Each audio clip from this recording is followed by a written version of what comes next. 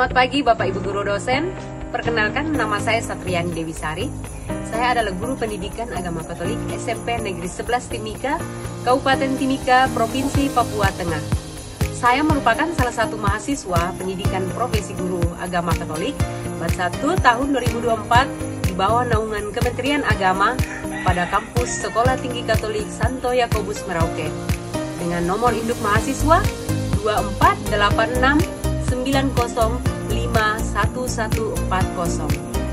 Pada hari ini, Kamis 17 Oktober 2024, saya akan melaksanakan proses pembelajaran sebagai pelaksanaan ujian kinerja yang merupakan salah satu tahapan yang harus dilalui dalam proses PPG yang sedang saya ikuti. Adapun tema pembelajaran saya yaitu Allah sebagai sumber keselamatan yang sejati. Proses pembelajaran yang akan saya laksanakan akan saya tampilkan dalam video pembelajaran saya.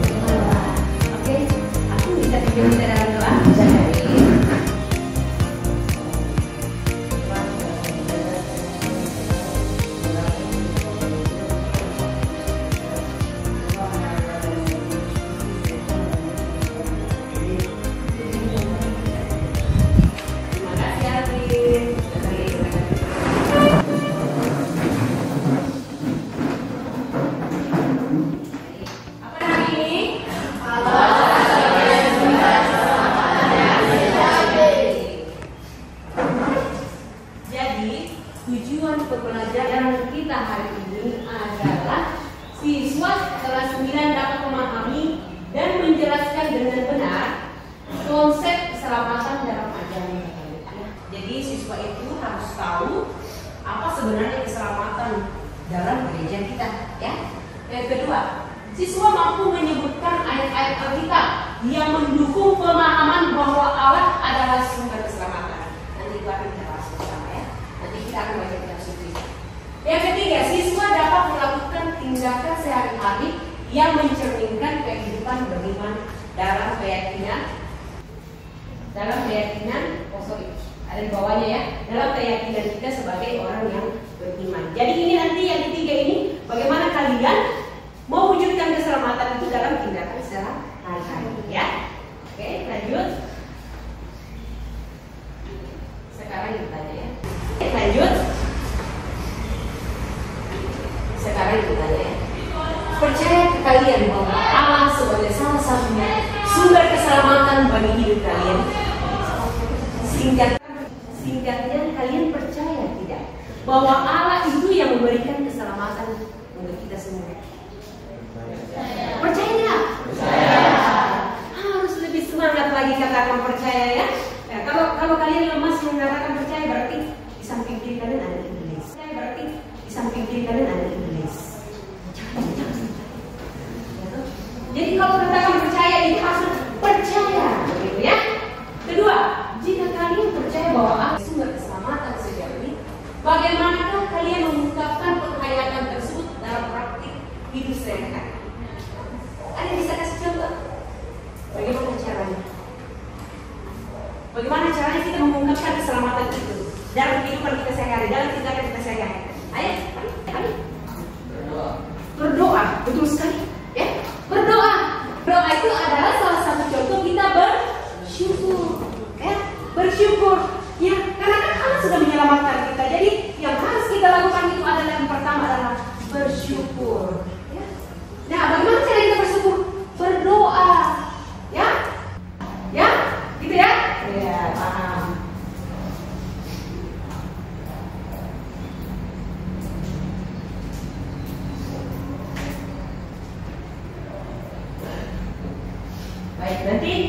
kita Ibu guru akan membagikan tugas ya, tugas kelompok. Guru akan bagi, kita ada 20 ya, jadi guru akan bagi 4 kelompok. Jadi satu kelompok isi 5 jadi oke, ini bergabung di sini ya.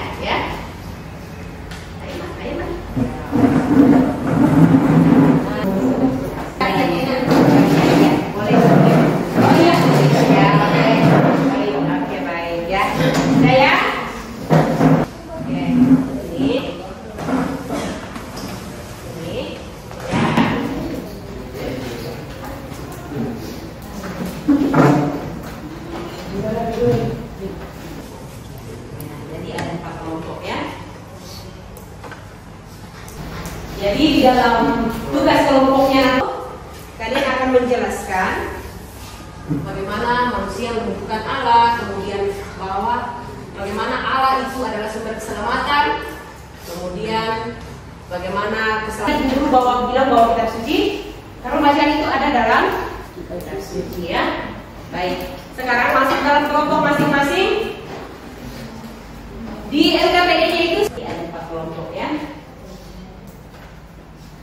Jadi di dalam tugas kelompoknya nanti itu kalian akan menjelaskan bagaimana manusia membutuhkan Allah, kemudian bahwa bagaimana Allah itu adalah sumber keselamatan, kemudian bagaimana keselamatan itu dalam kitab suci Kisah Para Rasul pasal 17 ayat 11 sampai 34. Jadi kenapa tadi guru bilang bahwa kitab suci? Karena bacaan itu ada dalam kitab suci ya. Baik. Sekarang masuk dalam kelompok masing-masing.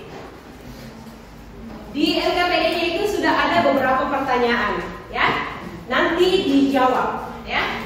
Oke, Ibu Guru kasih waktu 10 menit ya, 10 menit untuk mengerjakan tugasnya ya. Ayo silakan. 10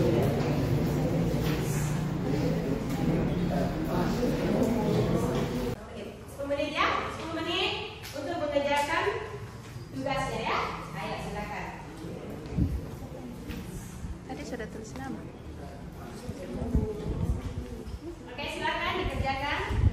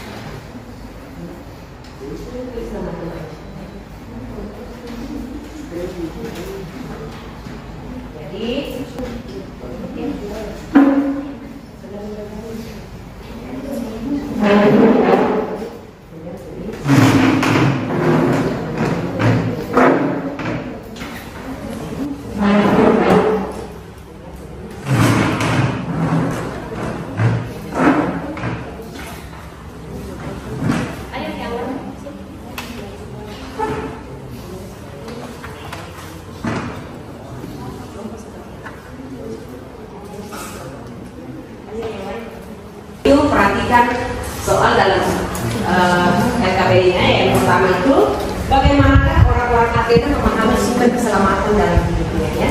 Jadi dalam kitab suci itu, dalam teks dalam ayat kitab suci itu yang tentang keselamatan di apa judulnya? Iya, Paulus di Athena ya. Jadi kalian akan menjelaskan bagaimana keselamatan yang dipercayai oleh orang-orang Athena ya. Jadi dibaca baik-baik kitab sucinya, baru nanti dijawab. Yang kedua, bagaimana sikap Paulus melihat apa yang dialami oleh suku-suku Athena pada saat itu, ya? Nanti jawab di situ. Kemudian yang ketiga, bagaimana pandangan kalian, ya, dalam kayak ini. Setelah kalian baca kitab sucinya itu, perhatikan soal dalam LKPD-nya. Yang pertama itu, bagaimanakah orang-orang Athena memahami sumber keselamatan dalam hidupnya, ya? Jadi dalam kitab suci itu, dalam teks dalam ayat kitab suci itu yang tentang keselamatan di apa judulnya? Iya, Paulus di Athena ya. Jadi kalian akan menjelaskan bagaimana keselamatan yang dipercayai oleh orang-orang Athena ya. Jadi dibaca baik-baik kitab sucinya baru nanti dijawab.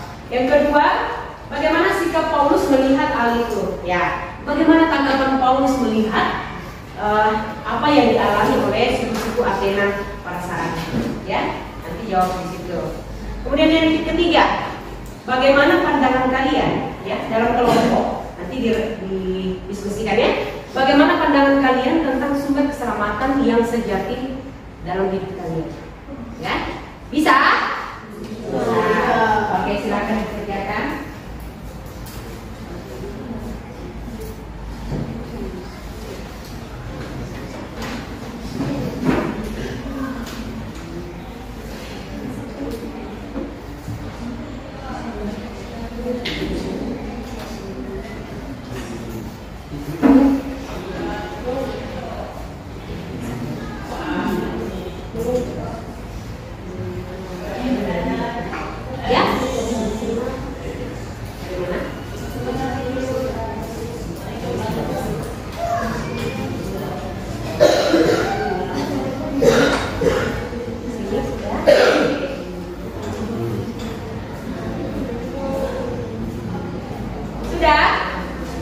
Sudah.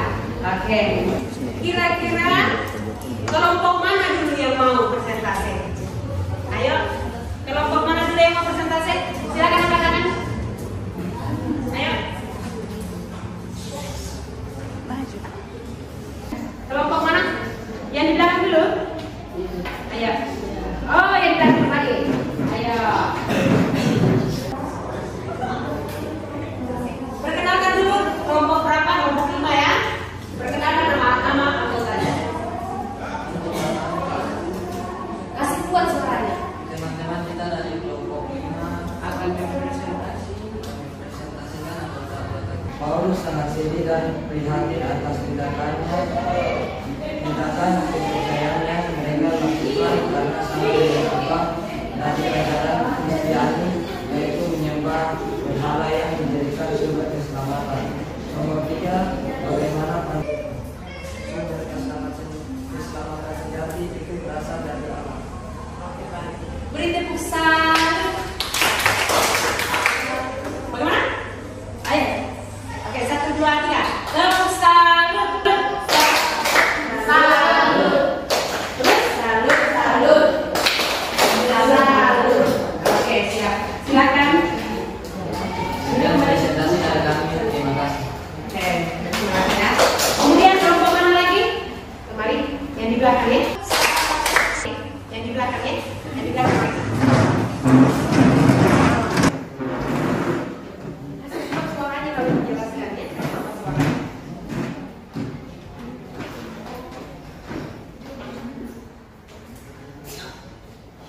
Gimana kelompok?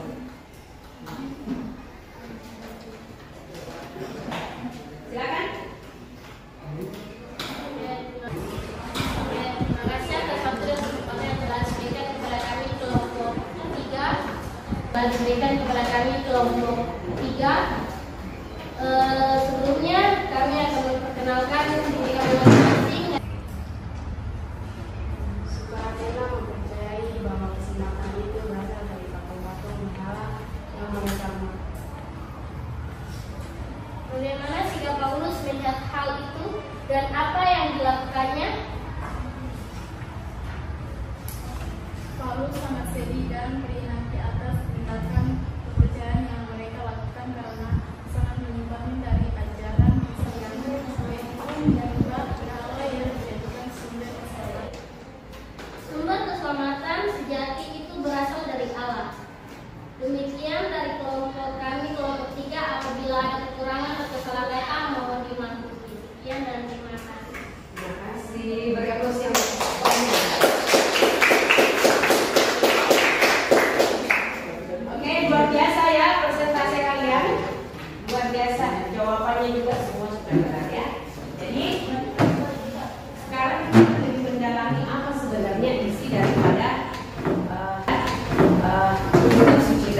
apa yang mau disampaikan dalam kitab suci tadi. Orang-orang Athena, ya, orang-orang Athena itu salah satu suku yang sama sekali belum mengenal Allah, ya.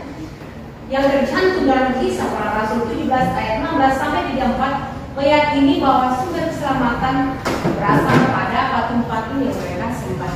Patung-patung itu mereka bikin sendiri, ya. Mereka bikin sendiri, kemudian mereka sembah. Kemudian hal ini membuat Paulus merasa sedih hatinya, dan hatinya tergerak untuk mewartakan Yesus Kristus sebagai sumber keselamatan yang sejati. Meskipun mendapat penolakan dari sebagian orang-orang Athena, ya. Sikap orang-orang Athena tersebut juga dapat kita temukan dalam masyarakat kita dewasa ini.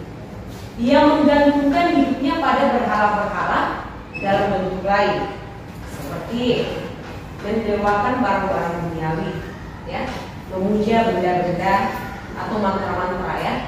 Mantra-mantra itu seperti tahu kalau dibilang ilmu gaib, ya, jimat, ya. Mereka percaya bahwa kalau kita bikin seperti itu, maka keselamatan itu akan ada muncul dari itu, ya. Keselamatan bisa diperoleh dari mana saja dan dengan cara apa saja. Tetapi keselamatan yang paling sempurna hanya diperoleh dari Allah. Orang beriman percaya bahwa keselamatan yang didasarkan dari kekuatan lain, ya, dari apa tadi? Dari ilmu gaib, ya, bersifat semu dan tidak sempurna. Allah lah yang punya kuasa atas hidup dan mati kita, yang tidak pernah bisa diintervensi oleh manusia, ya. Jadi tidak bisa diganggukan lagi oleh orang lain, ya. Maka bagi orang beriman, sumber keselamatan sejati adalah Allah. Dialah Alfa dan Omega, awal dan akhir, ya. Allah adalah asal hidup manusia dan sekaligus tujuan maupun akhir perjalanan hidup kita nanti, ya. Kemudian dalam hidup sehari-hari kita juga dapat merasakan tanda-tanda kasih Allah, ya. Dia menyelamatkan melalui kehadiran orang tua, ya. Yang paling utama itu adalah orang tua. Kalian sekarang sudah berpakaian gagah, cantik, sudah bisa datang ke sekolah, ya, sudah tumbuh besar. Itu berkat siapa? Allah. Tidak mungkin kalian muncul dari lubang semut sama lubang, ya. Jadi dari rahim ibu, ya, jadi dari orang tua. Jadi kalian lahir, kemudian dibimbing, kemudian besar sampai sekarang sudah kelas 9, ya. Dari saudara itu bagaimana? Teman bermain, teman bercerita, teman berkelahi, ya kan? Ya. Jadi kan coba bayangkan kalau kalian bersaudara hanya kalian saja, hanya sendiri saja. Jadi kan bingung di rumah main dengan siapa, ya loh? Kemudian keluarga itu adalah saudaranya orang tua, sepupu kita, ya. Guru. Kalian pintar sampai sekarang, naik kelas terus setiap tahunnya, berkat siapa? Guru, ya. Nah, jadi itu guru sangat berperan penting. Kemudian sahabat, ya. Kalau kalian ini kan sekarang tuh sudah kenal yang namanya lawan jenis, ya. Nah, sudah kenal namanya saya suka dia, suka ini. Jadi kan kalau misalnya tidak tersalurkan dia punya perasaan, pasti bertanya, bisa muncul dengan siapa? Betul tidak? Betul. Jangan tipu-tipu, ya. Kita tahu kalau sudah SMP sih tahu itu lawan jenis, ya toh? Oke. Dan kepada sesama yang kita jumpai, ya, orang lain di luar kita tidak ketemu di pasar, dimanapun itu, ya, sekeliling kita, tetangga kita. Baik. Menyadari akan begitu besar kasih Allah dalam upaya menyelamatkan manusia, maka manusia dituntut untuk menanggapinya dengan menyerahkan diri secara total kepada kehendak Allah. Bagaimana maksudnya ini? Ya, jadi karena Allah sudah menyelamatkan kita, Dia sudah bersusah payah menyelamatkan manusia, maka apa yang harus kita lakukan? Apa tanggapan kita? Seperti yang dikatakan teman kita tadi di belakang, berdoa. Ya. Yang pertama harus kita lakukan itu adalah bersyukur. Bersyukur. Bagaimana caranya bersyukur? Berdoa. Ya. Rajin ke gereja. Ya. Jangan tinggal di rumah nonton TikTok. Ya. Nah itu. Jadi harus rajin ke gereja, rajin rajin pergi ibadah apa? Kompas. Nah, ada yang belum sambut baru? Sudah semua ya? Atau ada kegiatan remaja, THS, THE, ya itu bagian, ya itu bagian dari cara kita menerima kehendak Allah ya. Nah, kamu lihat gambar ini. Menjadi berkat bagi orang lain dengan memberikan bantuan dan perhatian kepada mereka yang membutuhkan. Ini salah satu contoh. Ya. Kalau kalian, entah itu kalian mau beri ke mana kah, mau beri ke SP sana, terus dapat ketemu masyarakat, kamu mereka belum makan, kamu bilang, kamu masuk makan? Nah, mama bilang, belum ya. Kalau mungkin ada uang di kantong 5.000, marilah kita kasihkan. Ya jangan bilang, tinggal 5.000 lagi mau kasih lagi bagaimana? Tidak, ya jangan dipikir seperti itu. Bagaimana uang 5.000 itu bisa menyelamatkan orang itu? Ya, 5.000 itu biar mereka bisa beli roti, beli air, kenyang. Artinya mereka selamat ya. Kalau kamu tidak kasih 5.000 itu, udah mereka mati lagi, bagaimana? Ya toh? Jadi uang 5.000 itu bisa menyelamatkan orang lain, ya. Menyebarkan kabar baik kita di gereja. Padahal pada hari ini kita tidak di gereja, pergi main bola. Betul tidak itu? Tidak ya. Jadi apa yang kita lakukan itu harus menjadi contoh untuk orang lain, untuk teman kita. Kalau kita rajin di gereja pasti ke gereja, terus kita bilang, ayo teman-teman kita di gereja, kita ikut kegiatan muda, apa segala macam, pasti bilang, oh iya, dia memang rajin di gereja, ayo ikut. Tetapi kalau orang yang menyarankan itu tidak pernah ke gereja, taunya cuma tidur di rumah atau pergi apa gitu, nah itu yang tidak sesuai dengan perkataan dan perbuatan, ya toh. Nah kemudian menjadi contoh hidup yang baik dan benar sehingga orang lain dapat melihat kasih Allah dalam diri kita. Ya, ini yang saya bilang tadi. Kalau kalian hidup dalam kasih Allah, ya, bagaimana hidup dalam kasih Allah? Itu salah satu contohnya. Rajin ke gereja. Rajin ke gereja orang akan melihat, wow, dia rajin ke gereja yang punya anak. Ya, dia ikut sehingga orang bisa melihat kita bahwa oh ya, yang di dalam hatinya adalah Allah. Di dalam dirinya itu Allah sudah menyelamatkan. Tetapi kalau masih ada miring-miringnya, masih lagi sana, lagi sini, oh berarti setengah Allah, setengah iblis. Begitu betul? Jangan senyum-senyum. Kalau itu malu-malu, tidak saya betul ibu guru, ya. Oke. Jadi adik-adik sekalian, apa yang ibu sampaikan hari ini itu, jadi adik-adik bisa pahami dengan baik, ya. Jadi bisa kita mengerti bahwa memang yang menyelamatkan hidup kita, yang bisa membuat kita berada sampai saat ini adalah pertolongan Allah.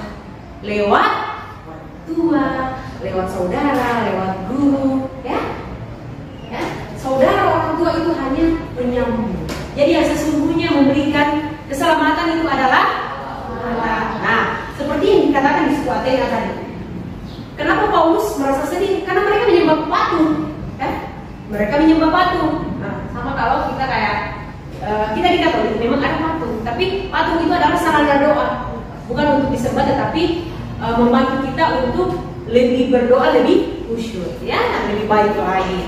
Ya, karena kita percaya bahwa dalam diri, misalnya dalam diri Bunda Maria, ya, patung Bunda Maria, bahwa Bunda Maria sungguh hadir di situ. Tapi bukan menyembah patung namanya, ya.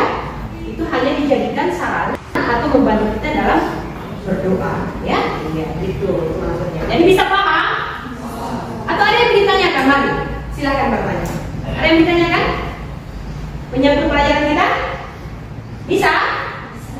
Bisa, ya. Jadi nanti kalau balik dari rumah, balik dari sekolah, kalian misalnya ketemu di jalan, mungkin naik ojek, terus ada temannya jatuh mungkin.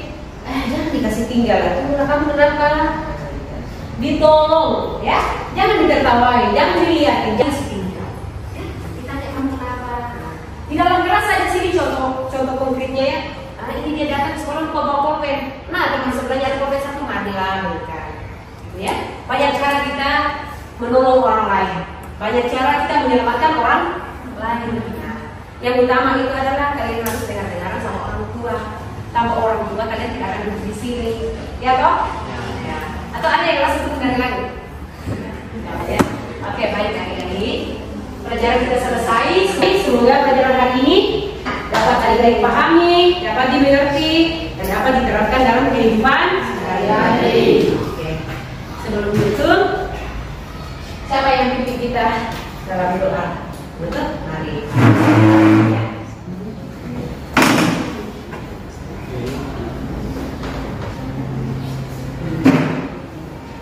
Oke, ini doa.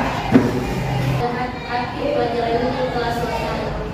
Ya Bapa, sekarang kami akan melanjutkan pelajaran yang lain. Ya Tuhan, mau membuka pikiran kami agar apa yang diberikan Bapak Ibu Guru dapat kami pahami dengan baik dan benar. Ya Tuhan, terima kasih juga karena Ibu Guru telah mengajarkan kami banyak hal. Kiranya Tuhan mau membimbing kami, mengajarkan kami agar apa yang diberikan dan disampaikan Ibu Guru kami dapat kami pahami dan dapat kami lakukan secara baik dan benar. Ya Tuhan, itulah dosa kami yang kami panjat kepadamu dengan perantara Kristus Tuhan kami yang hidup berkuasa kini dan sepanjang segala masa. Amin. Dalam nama Bapa dan Putra dan Roh Kudus. Luar biasa, terima kasih lagi Miss Ade. Silakan Ibu. Oke, jadi pelajaran sudah berakhir ya.